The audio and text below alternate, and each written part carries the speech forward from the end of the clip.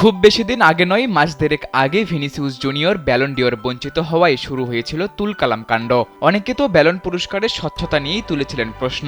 সেটির রেশ কাটতে না কাটতেই ফিফা দ্য বেস্ট পুরস্কারে আবারও প্রতিদ্বন্দ্বী এই দুই তারকা ফুটবলার। সাথে এবার যোগ হয়েছিল লিওনেল মেসির নাম। তাই তো ভক্ত সমর্থকদের এই পুরস্কারের দিকে ছিল বাড়তি নজর।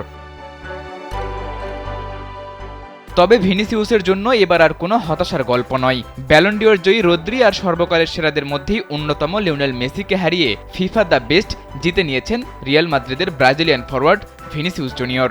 কাতারের দোহায় আয়োজিত অনুষ্ঠানে মঙ্গলবার দিবাগত রাতে পুরস্কার তুলে দিয়েছেন ফিফা সভাপতি জিয়ান্নো ইনফান্তিনো।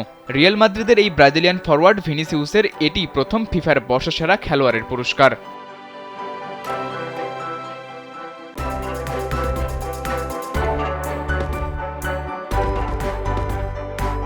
2023 সালের 21 আগস্ট থেকে 2024 সালের 10 আগস্ট পর্যন্ত সময়ের পারফরম্যান্স বিবেচনায় ফিফা দ্য বেস্ট পুরস্কারের জন্য গেল 29 নভেম্বর 11 জনের সংক্ষিপ্ত তালিকা প্রকাশ করে ফিফা। পুরস্কারের জন্য বিবেচনা করার সময়ে জাতীয় দলের হয়ে উল্লেখযোগ্য কোনো অর্জন না থাকলেও ক্লাব ফুটবলে ভিনিসিউসের পারফরম্যান্স ছিল দুর্দান্ত। রিয়াল মাদ্রিদের হয়ে গেল মৌসুমে চ্যাম্পিয়ন্স লিগ, লা লিগা এবং স্প্যানিশ সুপার কাপ জয়ে গুরুত্বপূর্ণ ভূমিকা রাখেন ব্রাজিলিয়ান এই ফরওয়ার্ড। 1991 সালে প্রথমবারের মতো ফিফা বর্ষসেরা খেলোয়াড়দের এই পুরস্কার দেওয়ার রীতি চালু হয়। সেই থেকে এখন পর্যন্ত 5 বারের বিশ্ব চ্যাম্পিয়ন ব্রাজিলের 5 জন তারকা জিতেছেন এই পুরস্কার। ষষ্ঠ হিসেবে সেই তালিকায় যুক্ত হল ভিনিসিউসের নাম। সর্বশেষ 2007 সালে রিকার্ডো কাকার হাতে উঠেছিল প্রেস্টিজিয়াস এই পুরস্কার।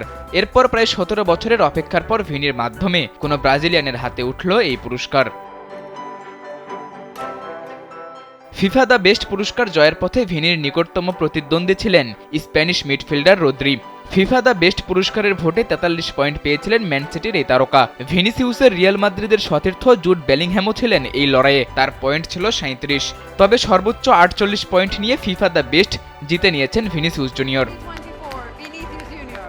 সাদাতুর রাফি, কালবেলা।